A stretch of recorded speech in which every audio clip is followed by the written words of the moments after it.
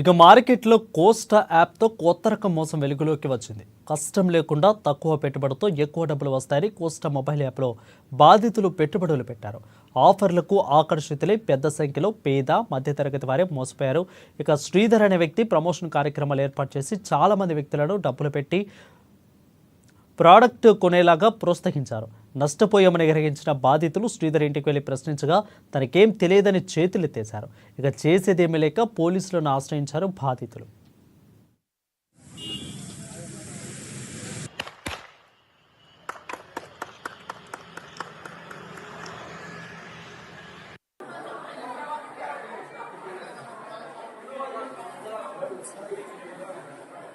చేతులేదు మనిషి